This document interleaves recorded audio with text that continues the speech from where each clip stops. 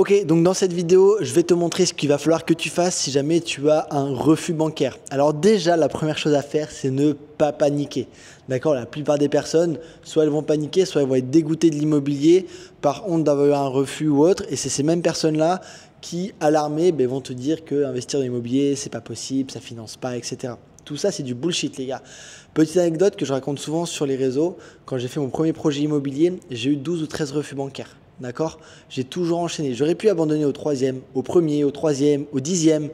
Et je pense que je ne serais pas là où je suis à l'heure actuelle, tu vois. Donc, dis-toi une chose, c'est que si tu as un refus, c'est pas grave. C'est pas grave. Tu vas pouvoir faire 5 banques, 10 banques.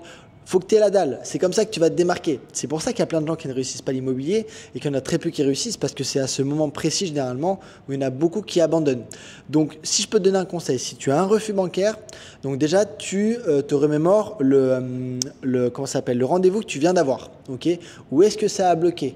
À quel moment tu as dit quelque chose? Peut-être que ça a contrarié le conseiller bancaire. Est-ce que tu étais avec le directeur bancaire, avec un conseiller bancaire? Est-ce que le conseiller bancaire était là depuis une semaine? Est-ce que ça fait 6 ans qu'il travaille? Etc. etc. Tout ça, les gars, c'est des facteurs qui peuvent favoriser l'obtention de ton crédit immobilier. Donc, si jamais tu as eu des refus, essaie maintenant, lors de tes rendez-vous, d'avoir directement le directeur de banque. Pourquoi? Parce que déjà, lui, il a la possibilité d'avoir une dérogation jusqu'à 150 000 € en interne en banque sans passer par les organismes de cautionnement. Donc, il va pouvoir te financer comme ça. Okay, c'est possible. C'est un très faible pourcentage de chance, mais c'est possible. Ok? Ensuite, remémore donc toi ce qui s'est passé, ce qui a pu bloquer, etc. Et tu prends des rendez-vous, tu enchaînes les rendez-vous. De toute façon, c'est pas un miracle, hein. Si tu as eu un non, t'enchaînes. Si au bout d'un moment, tu arrives à 30, 40 refus bancaires, bon, là, dans ce cas-là, ce que je te conseille, c'est de faire appel à un courtier. Ok? Tu fais appel à un courtier, lui, il va pouvoir t'aider, etc. Mais pour le moment, je n'ai jamais vu de personne ne pas avoir leur crédit immobilier, sauf des personnes qui abandonnent. Parce que, ok, tu as un refus, tu as 2 refus. Nous, dans l'accompagnement, on a des mecs qui ont de très très bons dossiers bancaires, qui ont énormément d'épargne, etc. Machin.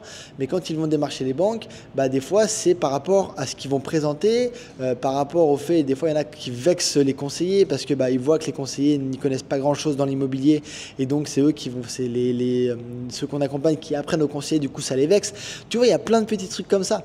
Donc en fait, tu peux très bien avoir une situation qui est pas ouf, mais avoir un très bon projet et obtenir ton crédit, comme tu peux avoir une très bonne situation, un très bon projet et ne pas obtenir ton crédit. Parce que ça dépend de comment tu vas présenter ton projet immobilier. C'est super important.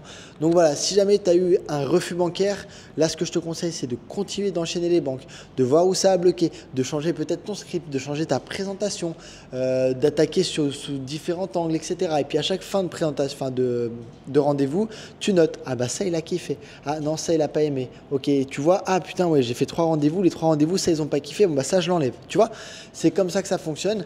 Vas-y sur différentes approches aussi, c'est-à-dire que si tu as essayé en locatif, maintenant tu vas présenter en tant que résidence principale, donc tu oublies le script, le projet, là, le script projet, tu y vas et tu expliques, voilà, tu montres quand même un peu du projet, mais tu enlèves tout ce qui est attestation de valeur locative, l'étude de marché, tout ça. Tu vas montrer voilà, que tu as un projet immobilier, tu l'as négocié, c'est pour habiter dedans, que tu veux créer une 3e chambre parce que tu envisages de faire peut-être une famille d'ici 2-3 ans, etc. etc. Et comme ça peut passer aussi. Tu vois, des fois, juste en switchant en tant que résidence principale, et il ne faut pas que tu aies peur. Si la banque te dit oui pour un crédit en résidence principale, c'est pas grave. Dès que tu as ton crédit, tu es libre de faire ce que tu veux. C'est totalement légal que tu le passes derrière en locatif. Il n'y a pas de souci là-dessus.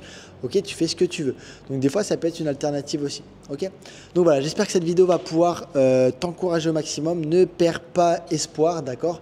Et si jamais tu as fait plusieurs demandes, que tu n'y arrives pas, que tu es bloqué, écoute, sous le lien de cette vidéo, tu vas avoir directement mon numéro de téléphone, enfin mon agenda. Tu réserves un appel et comme ça, on voit ensemble ce qu'on peut faire. Ok?